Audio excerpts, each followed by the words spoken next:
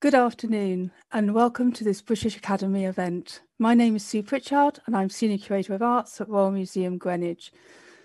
I'll be your host for the following hour. Today's event forms part of the British Academy's Summer Showcase, a free festival of ideas for curious minds. The festival celebrates the best new research in history, psychology, sociology and more, with online talks, discussions and demonstrations, plus some self-guided audio walks taking place throughout the week. You can find out more at britishacademy.ac.uk/summer showcase.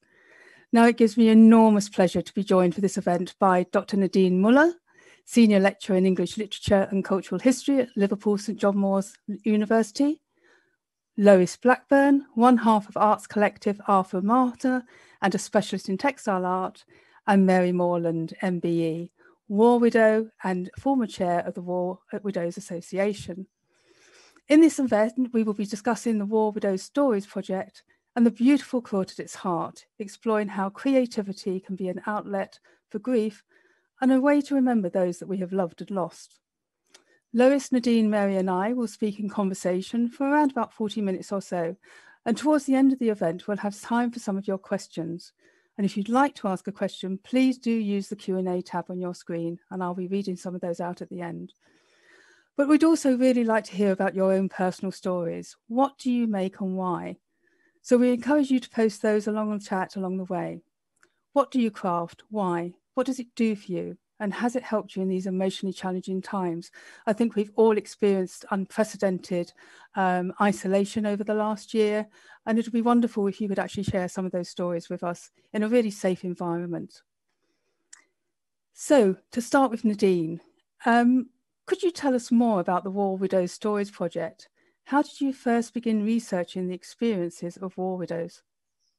Yeah, it was actually quite an unlikely story because I started with the Victorian period, the 19th century, and I found a lot of weird and wonderful sources about widows. And I also started reading about war widows, women whose husbands had died in the Crimean War. And so naturally, because I also work in the 20th century and on women's history more broadly, I thought, I wonder where that story takes me. And the answer was that it didn't take me very far. I just couldn't find all that many voices of these women. Despite, of course, in the early 20th century, we had the First World War, the beginning of war widows' pensions, and then, of course, the Second World War, and many, many conflicts since, unfortunately, before then. But I really wanted to know more. I found little bits of research, I found little bits of news coverage here and there, but that was really about it. And I started writing much against my own expectations about war widows' pensions because, believe it or not, I know people are probably thinking, pensions, why? Why would you like to spend that much time on looking at pensions? I really didn't think I'd ever be looking at that, or any numbers for that matter. It's not exactly my strength as a kind of cultural historian and literary person. But the history of war widows' pensions, as Mary will know best, is really fascinating and slightly depressing. Because there is a lot of moral judgment involved about who is worthy of these pensions, especially early on in the 20th century. And so that really drew me in. And that's how I then got together with the War Widows Association of Great Britain, who found my work on that and who realized that we could probably do something really great together and finally find different ways of bringing those voices to the fore and making sure that people hear those voices. Because even during remembrance, they very often get lost, or we maybe hear one or two voices from a war widow in an interview during remembrance coverage. And then for the rest of the year, we don't hear very much at all. But of course, they're an integral part of the history of war. They're not often nice stories because we're talking about loss and grief, but we're also talking about surviving after that. What do you do, especially as a woman, when we talk about the kind of economic and gendered circumstances earlier in the century in particular, but also quite far into the 20th century, in the late 20th century, when the male breadwinner dies? You're left with grief because you've lost potentially, hopefully, your best friend in life, your long-term partner. You are perhaps with children, or you are completely on your own. A lot of the women we interviewed were pregnant when they heard that their partner died, and what news to come to your door. And there are all sorts of stories, and I always tell people the stories that we collect both through the quilt and in the interviews, they're not always full of sadness though. When you listen to these women, they're recollections of love, of all the laughter they had with their husbands, of all the experiences. And they're also recollections of how things went after, what their war widowhood was like. And as Mary will be able to tell us, very often it is a case of surviving, of harnessing whatever power and passion you can find, and sometimes for your children, sometimes with new circles and new friends. So they're stories of love as well as loss and grief, and how different people deal with that. No, it's really interesting, Nadine, because the whole project really spoke to me personally, because my great grandfather died in 1909. He was a stoker in the Royal Navy, but my great grandmother didn't receive a pension because he was off duty playing football when he had a heart attack. And as a result of that, my grandfather had to be sent to a home for the London deprived children, and these stories it's really difficult sometimes to unpick them. Why do you think these stories are hidden? I think to a certain extent, and Mary will probably later back me up on this, we still don't find those stories in museums largely, as you well know. And of course, Royal Museums Greenwich gave us a great start in being able to bring those stories into those spaces where they should be. I think it's partly because sometimes they don't fit with the hero narrative. We like to celebrate our fallen servicemen and women as heroes, of course, but I think what we see throughout history, and sometimes even into the present day, the people who are left behind by those deaths are not always treated as those left behind by heroes or as heroes themselves. And I think acknowledging of how badly both war widows but also other members of the veterans community have been treated after their service or after they lost someone to service is really quite appalling when you look into it. So on the one hand, we have these sometimes inspirational stories of survival and managing and coping, and I think that's what we tend to focus on, especially in the British context. I say this as a German. The coping narrative is strong. Let's not talk about the struggles. Let's just soldier on, as it were. Let's keep calm and carry on. Yes, exactly. And so I think sometimes it's not nice facing the things that really have gone wrong, and sometimes that still go wrong, which is why the War Widows Association is still so important, because they're still campaigning to make sure that the provision for war widows and their families, and also other people of the veteran community, is fair and that they are provided for. So this is a question for you all, really, because obviously you've been very intimately involved in this project. You will have heard some extraordinary stories of love and loss. And I suppose my question is, what really struck you collectively about some of these stories? I think one of the things I noticed, so it's worth saying that we started the project by doing oral history interviews. So my colleagues and fellow researchers at the time, Alma McDade and Melanie Bassett and me, we would go and visit women, often in their homes, and we would have a recorded conversation with them about their lives. And what we noticed, especially in the beginning, is that sometimes you had to gently direct them towards their experiences, because the narratives they're used to telling that people ask about is of their husbands. When and how they died, and what their military history was. And sometimes it would take a little bit of gentle directing, because for the first time sometimes, and a lot of the women have said this, this was the first time that someone asked what it was like for them. And I think that always strikes me that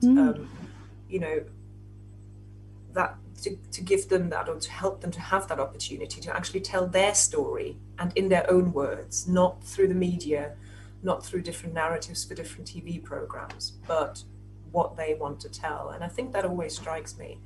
And the other thing that strikes me is that I think resonates across all of the interviews that we've done, and also about all the quilt pieces, is one of our interviewees, Bernice Bartlett. I interviewed her very early on. In her interview, there's a very moving part where she talks about the night that the letter arrived that officially told her that her husband had died in the Second World War. And she talks about how she she saw the letter, she put it on a mantelpiece, and she went to put the children to bed first before she read the letter. And she reads the letter, and she says at the end of this bit that you just never think it's going to be you. No matter how rationally you know that, even in this day and age, even during the Second World War with so many casualties, you just don't quite think that you will be the one getting the news. And I think that's always something that no matter who I speak to from the War Widows Association and its members, other war widows, that seems to be something that really resonates. And the final thing is the different contexts. You know, people think, and there have been studies on this actually, on widowhood in general, not specifically war widowhood. People, when they hear the word widow, never mind war widow, they think of an elderly lady who's quite comfortable in her home, looked after by family, looked after by the armed forces. And that's really not reality for most people. It often comes with loneliness, with being uprooted from a community that you've been part of potentially for decades. Not all war widows. I actually think Mary will be able to correct me on this. It's a minority now whose husbands die in any sort of active service or the way that people imagine it, dying on the battlefield. I've interviewed women who cared for their husbands, like Rita Armin from Cheadle-Hulme in Manchester. Rita cared for her husband for, I think, at least 2-3 decades before he died from the injuries he sustained when he was in active service. And the other thing that people don't think about is those servicemen and women who suffer from post-traumatic stress disorder and take their own lives as a result of that. And, you know, those partners are war widows and war widowers too. And so it's those, there are so many commonalities, and it is such a common cultural history. But within that cultural history, there are so many individual stories and contexts. No one war widow is the same that we've spoken to.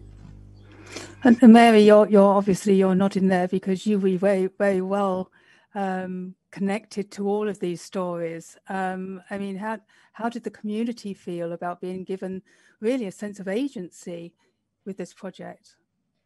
I mean, I think as a war widow myself, and as former chair of the War Widows Association, the thing that struck me most about the stories, and as Nadine said, it was getting that voice, it was allowing that voice and their voice to be heard. And it's the normality in the abnormality of it all that really strikes you. There's little to be added to what Nadine said, except that it has been war widows' voices and military, the wider military bereaved, has been ignored for a long time. They're forgotten when there isn't a serving person or there isn't a veteran within the family. They tend to be forgotten. Some move from where their community, where they were safe within the armed forces community. The other thing I think that hits home is it's just a woman's way, and most of them, I think it's over 99% are women, so it is a woman's story. They just get on with it because that's what you have to do. You have to look after the children. As Nadine pointed out, Bernice's story, the letter came, she put it in the mantelpiece because she was getting the children's tea. So you get the practicalities done first and you get that out of the road. And then you start to think about yourself. And I think officialdom, the statutory bodies tend to want to forget because it's not a good recruitment. You know, you're not going to recruit young guys if you're going to bring them in and say, well, actually, you could go out there and get killed. And yeah, it's that image. I mean, I was widowed when I was 31. And, you know, to be told you're a widow, well, that's something that was your granny or an older mummy. And then to be told you're a war widow, well, it wasn't the Second World War, it wasn't the First World War. But, you know, as Nadine said, there's people like Rita who have cared for their husbands for decades because of injuries he sustained in a war. And these ladies weren't always 93, 85, 70, you know. There's a lovely one, I can't remember the lady's name now, the story, but I noted it down. I was thinking about it, and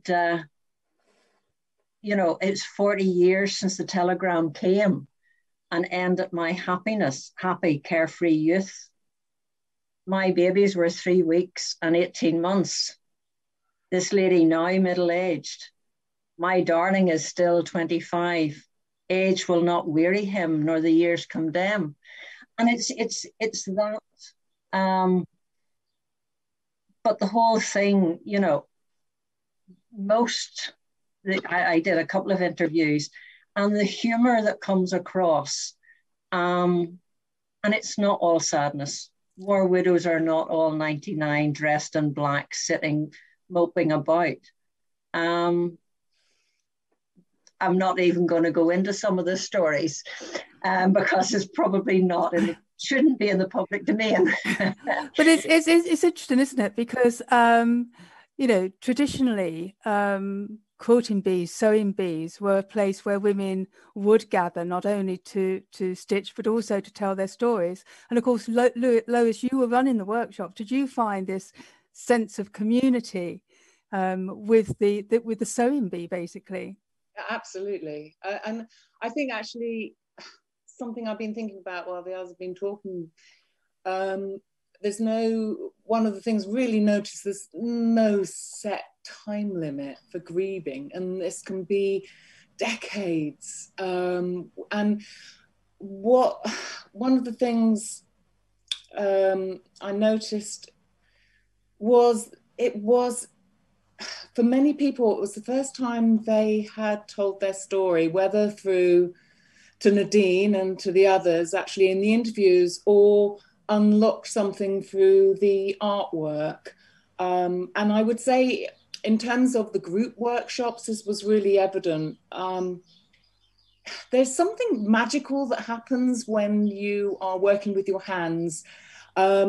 And you have a pile of fabric in front of you. Actually, I feel a bit naked without a pile of fabric in front of me right now. I should have done that.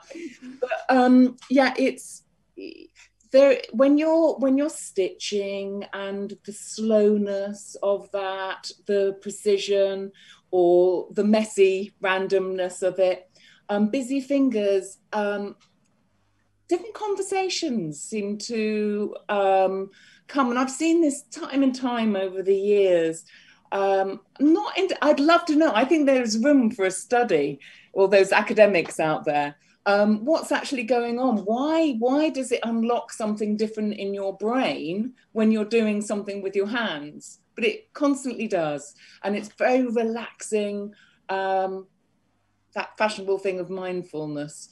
So less pressure, and as people were stitching, very naturally conversations started happening, and people were supporting each other in the groups. And I'm sure Mary and Nadine will be able to observe on that as well. Then there was another element to it as well, because not only did we do workshops in a group, but we also worked individually with people. And I think one of the things that can't be ignored is how isolated many people are, the war widows that we spoke to are. And the feedback that we received was very much that by creating a single piece, but as being part of a wider group, people felt a sense of belonging and felt part of a wider, bigger project, which was very supportive, I say therapeutic as well for people. I don't know, did you see any of that, Mary? That feedback? I think so. I sat in some of the group sessions, and it most definitely people opened up, and it was a very natural conversation.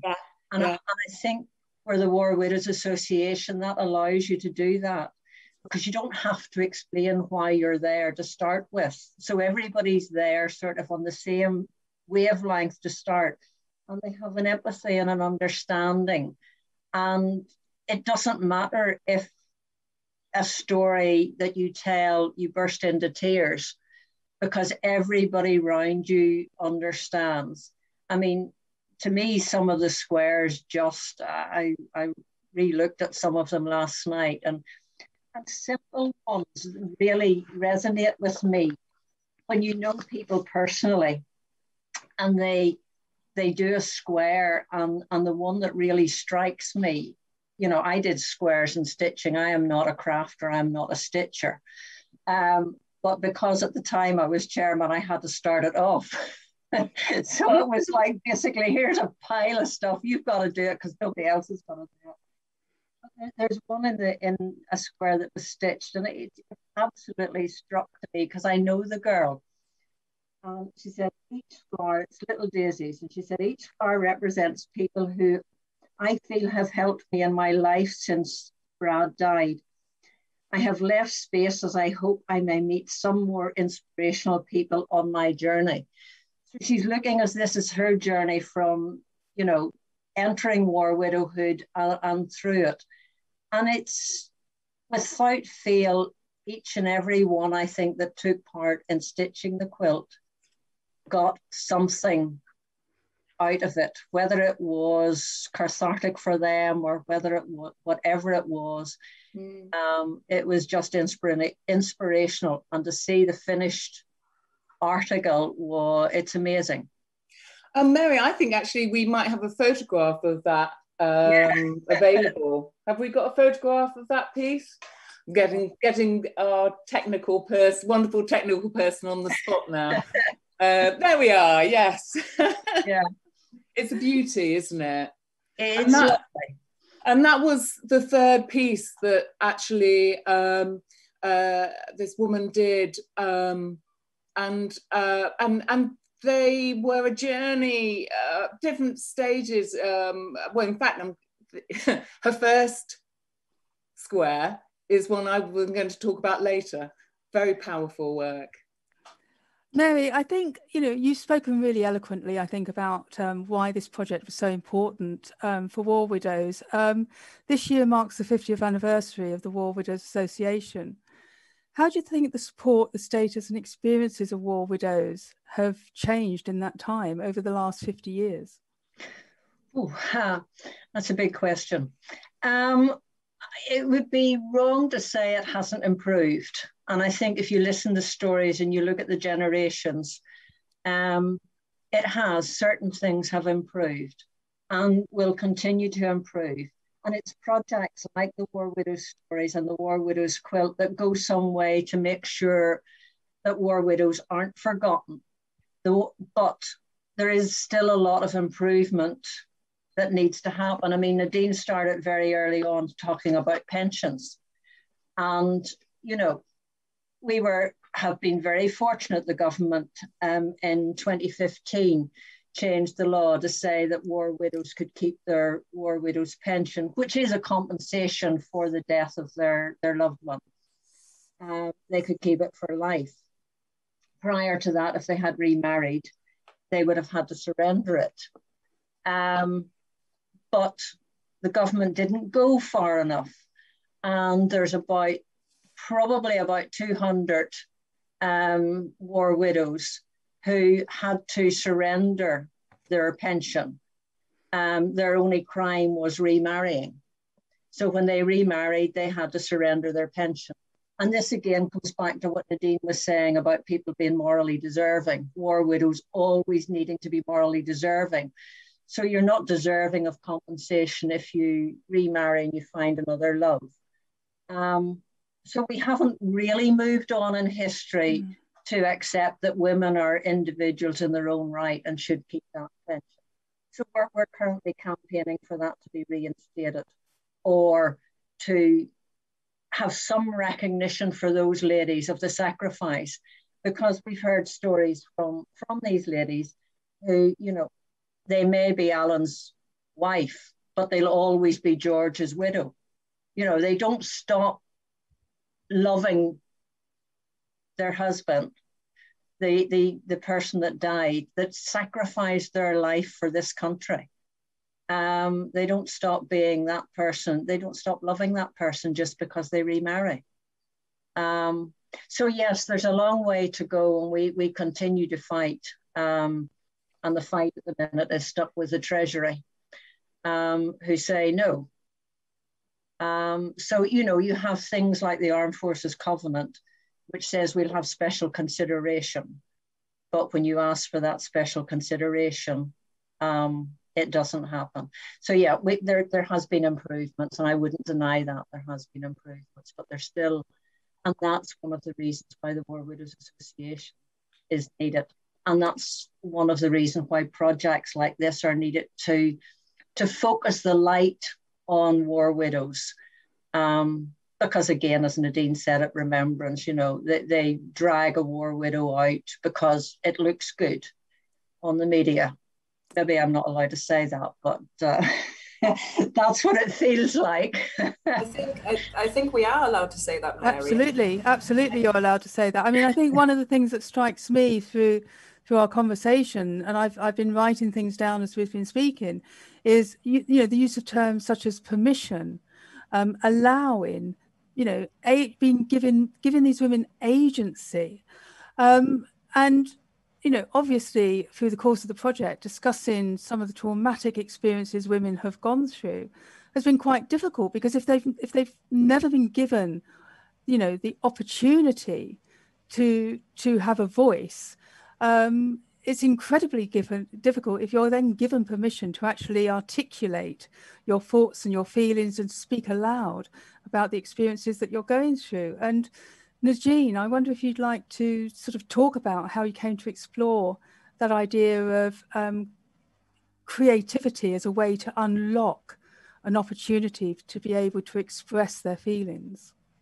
Yeah, I think it was a really, really important step. So when we did the pilot phase, which was a really small 1 year start to the project, just to see if women actually wanted to tell their stories. I didn't know. I had this idea, and Mary thought it was a good idea, and I'd spoken to some of the members of the War Widows Association, but by the end of the day, we didn't know if we'd get 2 volunteers or maybe none or 100. And we, Alva McDade and I went across the country to interview war widows, and it's a very intense process. I mean, Alva is absolutely wonderful, as Mary can attest, because she interviewed Mary, and I try my best to be, of course, lovely and kind and friendly, and I had wonderful, wonderful times with the women I've interviewed. But it also becomes clear very quickly that this is not something you can expect everyone to be comfortable with, to sit there and basically tell this story, start to finish, of your life, including your loss, to a relative stranger and have it recorded. That's quite a lot to ask, and I realized that quite early on. And so I was thinking about, I knew we needed something more abstract. I knew we needed something that didn't involve that process, where women could be even more selective about how they would express their experience, to what degree and in what shape or form. And this was very lucky when I met Lois. And we one day randomly, because we live in the same village, this is really incredible, we randomly started talking about what we do for work. And Lois said that she, you know, she's an artist and she works with all these different kinds of communities. She'd just done a wonderful project, which I hope everyone will look up, one of the many wonderful projects she's done, but with older people in Derbyshire and their experiences of the Second World War. And so she told me about the beautiful quilts, and I looked them up, and it was just clear immediately that this was what had to happen. And of course, at first I also thought, well, the war widows might just think I'm a lunatic now, because I'm proposing we make a big blanket and we all do some stitching. And I thought, God, who does she think we are? Does she think we're this stereotype of the little woman sitting at home sewing? But I looked at Lois's project, and I just had a feeling that it would work. And Lois is wonderful at her job, as is Philip Davenport, the other part of Arthur and Martha, who does the poetry. And as Mary can attest, that they're wonderful at just drawing people in and making them comfortable in this creative space. And I'm talking as someone who has no creativity. I would like to confess I haven't done a single stitch for that entire quilt. Lois handed me a little bit once and said, can you put these together? I took one stitch with the needle and I found it so hard that I just thought, no, this is not for me. So, you know, I was orchestrating. But yes, it's this ability that this gives you, that the squares, and we'll see more of the squares a little bit later, this ability to be more selective, a little bit more abstract, to not have to spell things out quite so explicitly if you don't want to. And I think that's really what it does. And to come back to something that you all started addressing earlier, we've had quite a few women, even those who weren't part of the project, feed back to us that they thought their experiences were just isolated personal histories, and all of a sudden they hear all these stories and they see the quilt and they realize that they are part of this larger history of war widowhood, that these experiences aren't isolated, they're all individual, but they all have things in common. And I think that's the beautiful thing about a quilt, isn't it? And I think Sue, you with your fabulous knowledge of kind of the history of quilting and the wonderful other exhibitions that you've curated, it's this ability to have all these little individual bits that make up a magnificent whole, to have these individual stories which draw you in, and then to have this big cultural history, this communal history that the quilt expresses as one big piece of art. And I think this is where really, you know, for Lois and also for Phil, to pull together the words that were written in the workshops, for Lois to take all these squares, and I visited her in her studio in the process, and the quilt would look slightly different every time, and she would put so much thought into the history of this, which I know she'll talk about in a minute, but to think about which woman's story should go here and what should go next to it. And it's absolutely amazing to me. And it was certainly something where even though I lead the project and I kind of bring it together, I suppose, it was amazing to step back and see what other people do so well. Absolutely magnificent. Well, following Nadine's confession that she was unable to put needle to thread, I'd like to remind you, please do share your own personal creative journeys with us through the chat. We really do want you to participate in our conversations and our discussions. And so, I mean, obviously, Lois, you are a textile artist. You are amazing in terms of what you do. But your particular specialism is quilting. That's correct, isn't it? Do you know, I will change the materials and the techniques depending on who I'm working with. But I have been very much drawn to quilting over the last few years because and the embroidery, because it really has something for everybody, is what I find. So for the folks like Nadine, who are a little bit nervous of stitching, there is always a way around that. Yeah, I don't let anyone off, actually, Nadine, in the nicest possible way. But what I find with textiles, I mean, I do use paper illustrations on paper as well, but I'm always drawn back to textiles, particularly working with people who maybe haven't done any artwork since school. Fabrics surround us. We dressed in them, we go to bed in them, we're familiar with them. It doesn't have the hierarchy and the fear factor that art can. You know, art on the wall can be rather scary. A lot of people will have done at least some stitching at school, whether it's just a couple of cross stitches, or will be able to sew a button on. So these things are a familiar thing, and it's a very tactile thing. I mean, working with people maybe who have memory issues, you know, just working with some fabrics and colour, or any of us can respond to fabric, colour, texture, all those wonderful tactile things. And within this quilt that we made, the War Widows Quilt, there was hopefully something for everybody.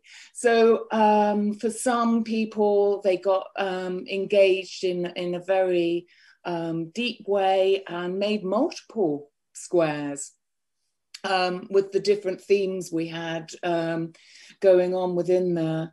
For some, it was a much lighter touch, also depending on where they were in their stage of grief as well. For some people, it was just too much, too painful right now to do. So there was a whole, and that was the wonderful thing about this project, is it allows people to engage in a level they're comfortable with. And it goes back to that thing, you know, that slow stitch, the meditative nature, and going in sideways to a subject, not always head on. You know, I mean, Nadine's questions and the interviews were very wonderfully direct, but I know that you would have done it very carefully. But you know, when one of the challenges we gave was to see yourself as a flower, for the War Widows to describe themselves as a flower. So it's a much more subtle sideways going into a reflection of yourself. Lois, do you have some photographs you can show us of the various stages? Do you have some images? That would be great. Would you like to share some of those? Because I think it'd be, you know, it's you've talked so eloquently about the various stages and techniques. It would be great to have some visuals.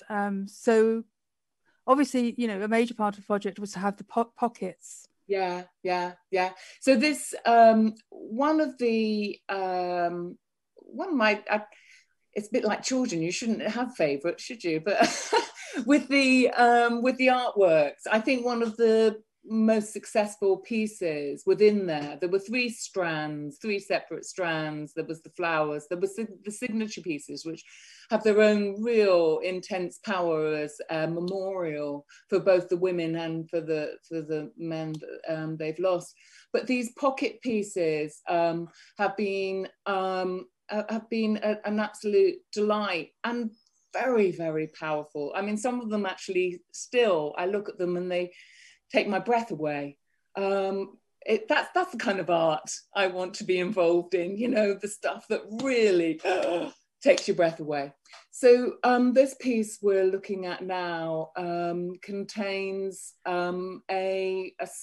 bits of song lyrics that were important to both the woman who made it and her late husband.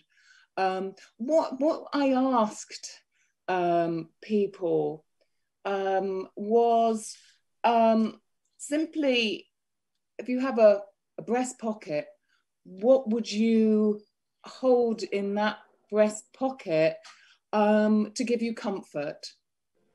So it was a very kind of broad question. So people put inside there, they had an opportunity to put things into their pockets. People put photographs, song lyrics, poems that they wrote with my colleague Phil, and little objects. And I think there was a kind of cathartic nature to this, perhaps a letting go for some people of things. Most people actually chose to keep their pockets open so that you can actually, when you see the quilt, you can see the contents of those.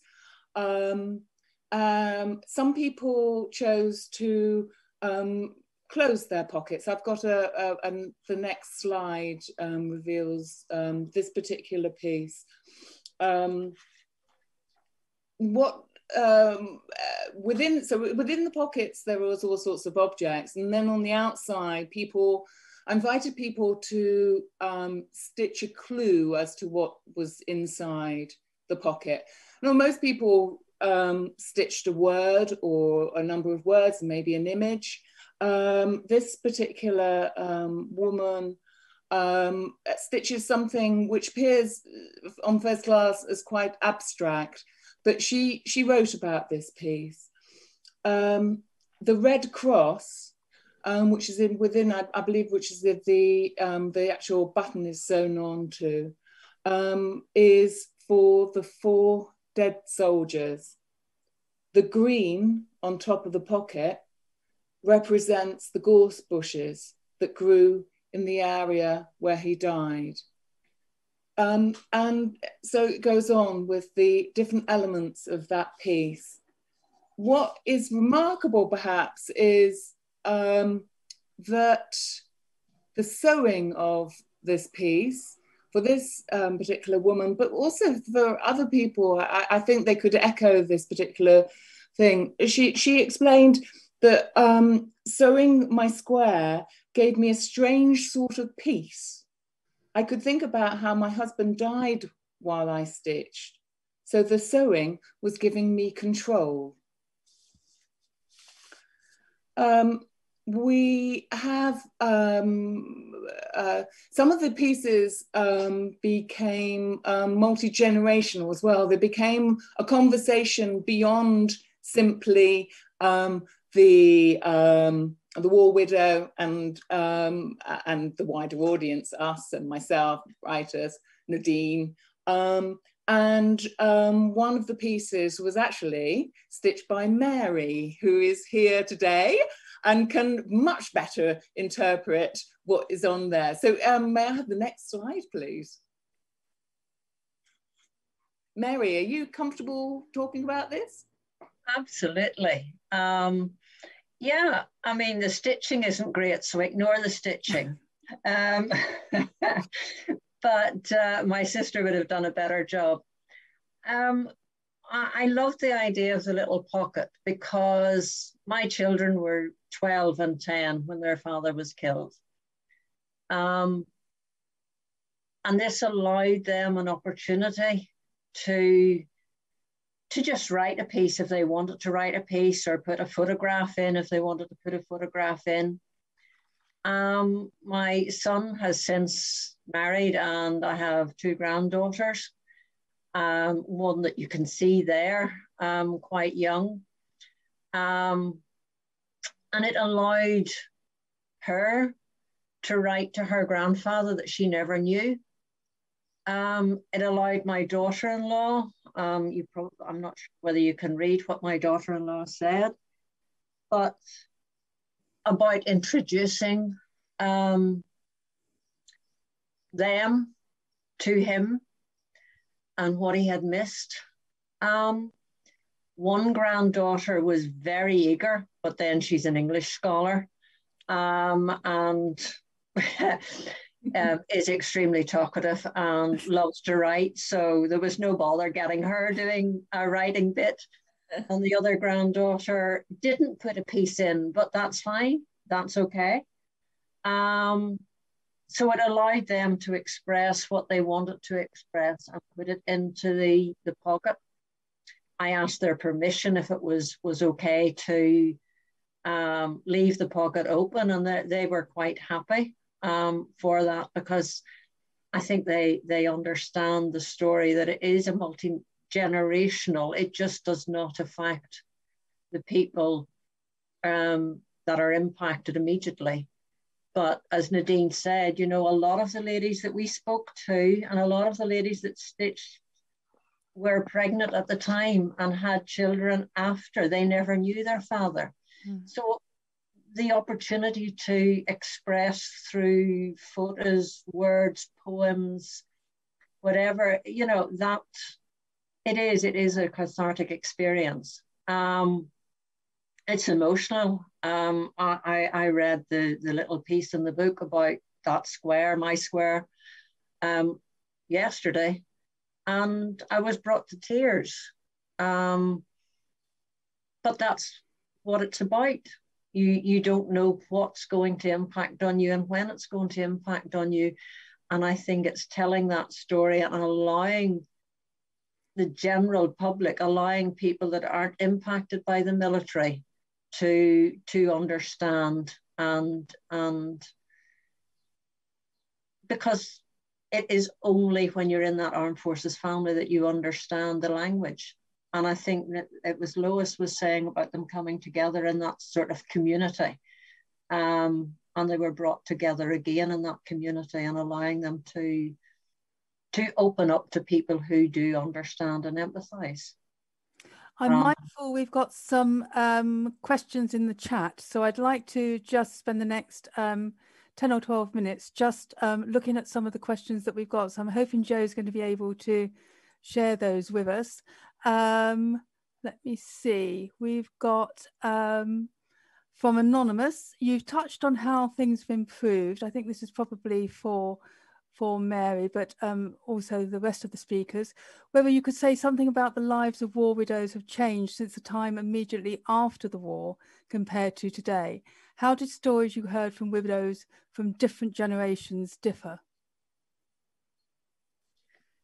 Do you want to start, Mary? Well, not being quite as old as after the war, but yes, listening to the stories, that actually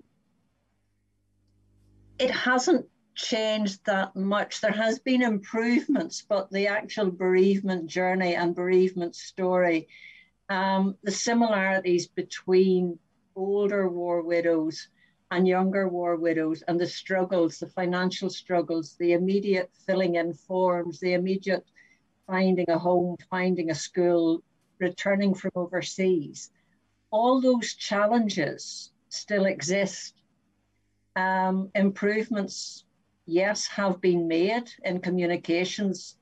Seldom are deaths notified in the press now before the actual next of kin is, so there has been small steps of improvement. And hopefully, as I say, projects like this and people listening and other research that we're involved in will inform policymakers and inform more improvements. We have a comment here from Debbie. Can we see more of the quilt itself? It would be nice to see what is being talked about. I'm mindful of the fact that you've mentioned a publication, a book. Would you like to tell us more about that? Yes, so we do have a book, a beautiful book that accompanied the first exhibition of the quilt in November 2019. And of course, we were eager to tour the quilt in 2020 before something happened that allowed us to not do that. So these things have been put on hold. But yes, so we do have an exhibition book. Please do kind of follow the project on social media and all of us at the association, because we will be putting out news about any new print runs of that. But for now, we sold out so quickly when the exhibition launched at Greenwich. But the exciting thing is we're just right now this week having developed a digital version of that book, a beautiful digital version. And what you can do in that exhibition book is you can read more about Lois's creative and research approach and what inspired her in terms of military history and the history of quilts. You can read a little bit by Mary and me about kind of the meaning of the project for the association, and also the meaning of the project in terms of policy making and making an actual difference to war widows and how war widows are being treated. But you can also see a picture of every single square individually. Read some of the words that women have sent to us and that women wanted us to publish alongside their squares. Some of them are anonymous, because as you've probably gathered by now, and as Sue said in the beginning, agency is a really big part of this project. So what I never started out with wanting to do, and what I hope we've never done, is for me to tell the story of war widows. That was never the idea. The idea was to somehow create a platform where women can tell their own story in the format that suits them and that suits them best. And so that also means that with the interviews, women had full control over what would get published and when. And with the quilt, it meant that they had a lot of editorial control over what would go into the final quilt. But it also means they could choose to be anonymous or to put their name to their square as they chose. And I felt that that was really important. But you can see each of those squares, sometimes with a name attached, sometimes with words by the woman explaining what the square is about and what's behind it. And this is something that we're developing at the moment, where there will be a digital publication. We're going to start linking actual voice recordings by the women to those images of the quilt. So hopefully very soon you have this interweaving digital quilt where you can hear voices and see pictures and videos as you go along. But I wanted to highlight, Sue and Lois, that the image Lois showed earlier of the pocket that was in the army kind of camouflage pattern, that was such a moving example of someone who we had actually interviewed for the project, but who found that process so difficult, who found the process of rereading the transcript and approving it for publication so difficult and traumatic and kind of re-triggering, that in the end we never published the interview, and that was perfectly fine.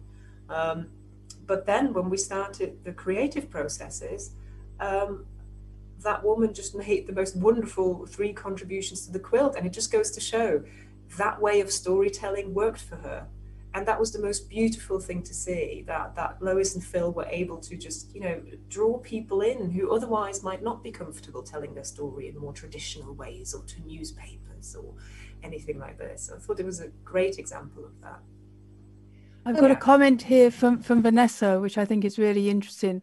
Vanessa says, I'm running a project with women academics with caring responsibilities. We are creating a quilt that explores the challenges faced when attempting to complete research over lockdown. And this speaks to me absolutely over the last year. We had a workshop this morning, and overwhelmingly the words we used were about time, value, validation, the need to belong and to be heard. Each academic has created a panel that tells their story. Quilts have an amazing power to tell stories. And I think everyone today has spoken about that idea of being able to have an opportunity to tell your story.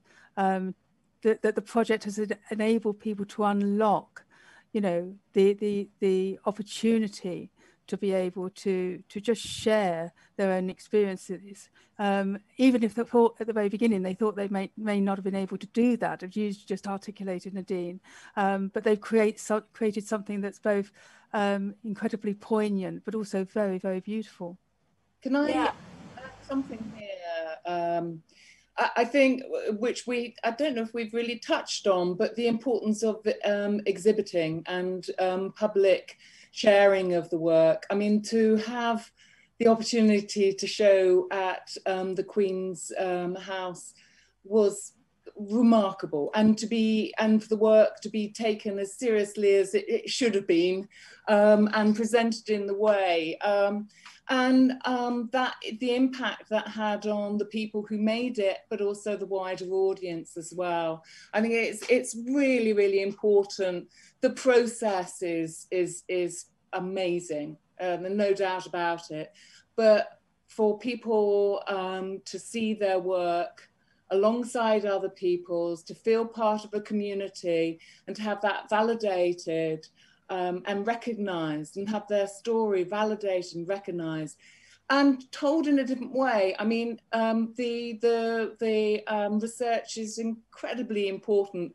I'm a visual person though, and I'm drawn to visuals, and to have something visual alongside Nadine's wonderful words, to have the stories of the War Widows, to have something visual brings a whole different audience into the project. Yeah, I think that's a wonderful way to round things up. And I was going to say exactly the same thing. And it's worth, I think, zooming out a little bit here, also thanks to the audience comments we've had there. We've had other comments from people who have their own kind of embroidery projects, especially with women. And I do think it is worth pointing out that what this project also shows, and what it's part of a bigger symptom of, is that women are often quickly called selfish or arrogant or self-aggrandizing when we tell our stories, when we want acknowledgement, and we're not. And one of the most wonderful things, and I say this again and again, is if people are wondering about the impact of this quilt, not just on a personal level while stitching and that transformative effect, but I want people to imagine what it's like when no one's ever asked you about those challenging times, not even at Remembrance, when everyone supposedly is focusing on people such as the person that you lost, the love of your life, probably. No one has ever asked you. You carry all this with you, the challenges of losing an income, potentially losing your home, having to uproot, losing your entire community, having to explain to your children why their father isn't coming home. At the same time, dealing with the grief of losing your loved one, and dealing with all of those life challenges at the same time. Sometimes, and Mary knows this, sometimes in light of media attention, just to boot, you know, to never have that really acknowledged publicly on a kind of big level, as it should be, because this is the armed forces, this is a national service. And to then walk into a place like the Queen's House, thanks to Sue, and to see your story on that quilt, part of a bigger piece of art that is cordoned off in the middle of this grand room, in the middle of this amazing setting, where people look at it and where it is acknowledged, not just as a piece of art, but as part of the history of war that can't be excluded and that shouldn't be excluded. I think that has been incredibly transformative for the women and will continue to be as we continue showing the quilt, as we continue to do things with the project and with these women's stories. And I think I'd love for people, when you do come and see it, or when you do look at images of it, whilst you can't, I'd love you to remember that. That's where those stories deserve to be. Well, we're coming to the end of our time. I just want to say it was a huge privilege to have the War Widows Quilt in the Queen's House. It was something that I felt particularly strongly about, and I was so pleased that it had the impact that it did. I'd like to thank you all, Nadine, Mary, Lois, for sharing your thoughts, for sharing your time with us. You know, it has been extraordinary, and as I say, a real privilege for me, both professionally and personally, to spend this time with you. The British Academy Summer Showcase runs until the 19th of June, and you can find out more about the British Academy's website and social media channels. Again, thank you so much for joining us. It's been a huge pleasure, and I'd like to hope that we can all meet again sometime in the not too distant future. Thank you. Very much. Thank you. Thanks, everyone.